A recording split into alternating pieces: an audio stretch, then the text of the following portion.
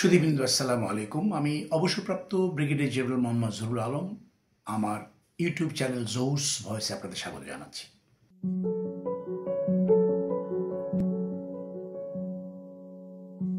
গোপালগঞ্জ নিয়ন্ত্রণহীন কেন, আমি এই বিষয়টি নিয়ে আজকে আলোকপাত করব। কি হয়েছিল গোপালগঞ্জে? রাজনৈতিক কর্মকাণ্ডকে কেন্দ্র করেই গোপালগঞ্জের আজকে এক অসহনীয় পরিবেশ তৈরি হয়েছে। শুরুটা গত 17 জুলাই এনসিপি বা জাতীয় নাগরিক পার্টি তাদের পদযাত্রা এবং পৌর পার্কে একটা সমাবেশ ডেকেছিল। তাদের পক্ষে বিভিন্ন স্লোগান দেওয়া হয়, তার মধ্যে ছিল মুজিববাদের আস্তানা ভেঙে দাও, গুড়িয়ে দাও, মুজিববাদ মুজিববাদ, মুর্দাবাদ মুর্দাবাদ। প্রথম থেকেই এই পদযাত্রাকে বাধা দিয়েছে ছাত্রলীগ এবং যুবলীগের সন্ত্রাসীরা। এরপরেও দুপুর 2টোয় সভাস্থলে মঞ্চে পৌঁছেন এনসিপির নেতৃবৃন্দ, যাদের মধ্যে ছিলেন নাহিদ ইসলাম, আক্তার হোসেন, হাসনাত আবদুল্লাহ, সার্জিস আলম এবং মনিরা শারমিন। তারা স্টেজে ওঠার সাথে সাথে ছাত্রলীগ এবং যুবলীগের সন্ত্রাসীরা নানা রকম অস্ত্রে তাদের উপরে আক্রমণ করে। এছাড়া তারা হামলা চালায় পুলিশের গাড়িতে এবং ইউএনের গাড়িতে। পরিস্থিতি সামাল দেওয়ার জন্য সেখানে সেনাবাহিনী পুলিশের সাথে যোগ দেয়।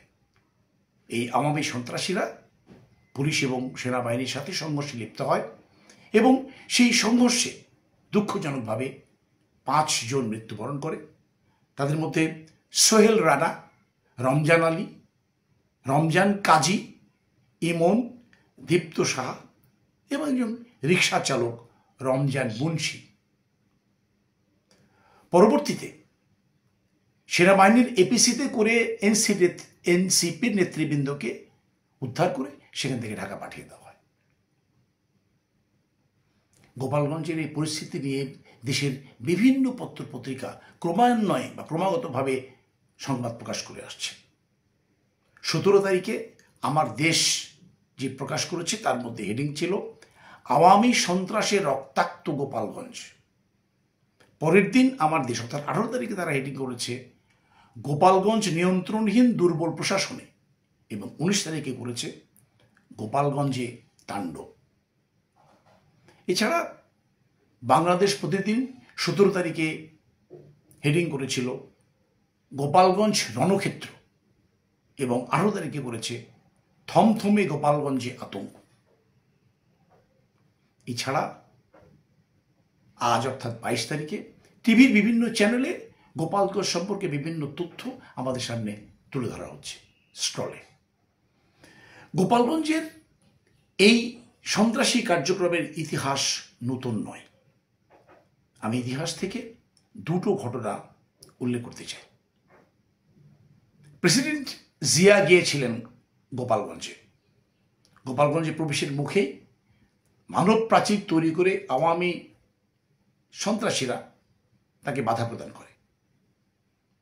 প্রেসিডেন্ট জিয়াকে ঘাতক, বঙ্গবন্ধুর খুনি হিসেবে স্লোগান দেয়।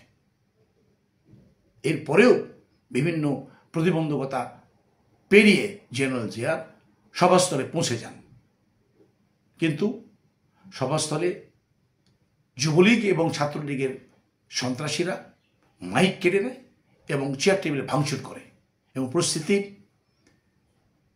বিগতিক হলে জেনারেল জিয়ার নিরাপত্তা কর্মী একটা বেষ্টনী তৈরি করে তার মধ্যে থাকে। পরিস্থিতি তাতেও সামাল দেওয়া যায়নি।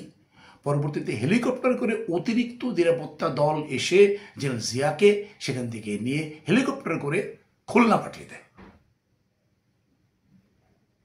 দ্বিতীয় ঘটনা, প্রেসিডেন্ট এরশাদ তিনিও গিয়েছিলেন গোপালগঞ্জে।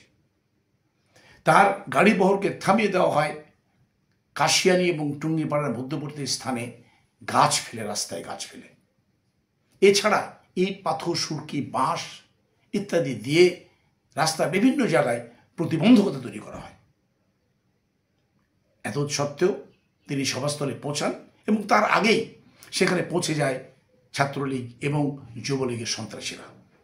তারা স্টেজে ভাঙচুর চালায় এবং আগুন ধরিয়ে দেয়। এরপরেও যেন এরশাদ গাড়ি থেকে নামতে চাইলে শুরু হয় হট্টগোল, ধাক্কাধাক্কি এবং চেঁচামেচি।